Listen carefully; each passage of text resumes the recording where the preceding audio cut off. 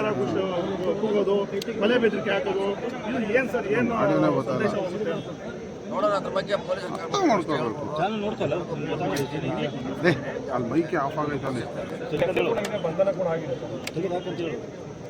ಆನಂದ ನಾವು ಚುಚ್ಚೋದು ತೆಗೆದುಬಿಟ್ಟು ಕೇಬಲ್ ಕೆಲಸ ಏನಪ್ಪ ಮಾಡೋಣ. ಚಂದ್ರರಾಜ್ ಹಟ್ಟಿಹೊಳಿ ಅವರು ಕೂಡ ಆ ಸ್ಥಳದಲ್ಲಿ ಇದ್ರು ಸರ್.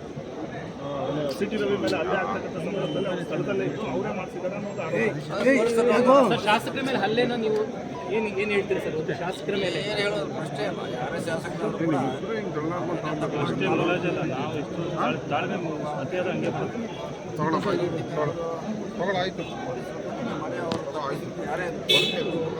ಅವ್ರು ಲಕ್ಷ್ಮೀ ಬೆಂಬಲಿಗರೇ ಬಂದು ಗೇಟ್ ಓದಿದ್ದಾರೆ. ಯಾರೇ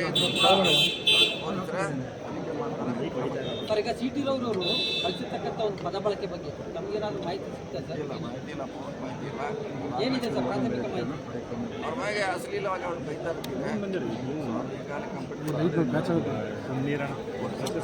ಆಡಿಯೋ ವಿಡಿಯೋ ಬಗ್ಗೆ ಏನಾದರೂ ಪೊಲೀಸ್ ತನಿಖೆಯಲ್ಲೆಲ್ಲ ಸರ್, ವಿಧಾನಸೌಧ ಒಳಗಡೆ ಗೇಟ್ನ ಒದಿತಕ್ಕಂಥ ಒಂದು ಅದೇ ಹೇಳಿದೆ ಅಲ್ಲ, ಯಾರೇ ಇದ್ರು ಕೂಡ ಪೊಲೀಸರು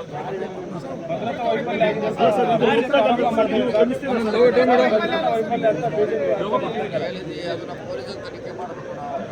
ಅವರು ಮಾಡ್ಲಿಕ್ಕಾಗಲ್ಲ, ನಾವು ಮಾಡ್ಲಿಕ್ಕಾಗಲ್ಲ. ಪೊಲೀಸರು ತಪ್ಪಿದ್ರೆ ಈಗ ಹೇಳಿದ್ರೆ ಅಣ್ಣ ನಿನ್ನ ಲೋಗ ಇಲ್ಲ ಒಂಚೂರು ಆನಂದ ಒಂಚೂರು ಡೌನ್ ಮಾಡಿ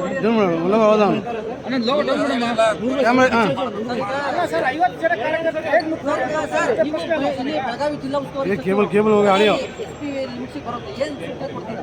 ಹೇಳಿದೆಯಲ್ಲ, ಯಾರೇ ಇದ್ರು ಕೂಡ ಅವ್ರಿಗೆ ನಮ್ಮ ಕೈ ಕೊಡ್ತಾರೆ ಪೊಲೀಸರು. ಸ್ವಲ್ಪ ಈ ಕಡೆ ಬರೋಣ ಕೇಳಿ ನಮಗೆ ಮರವಲ್ತು. ಪೊಲೀಸರು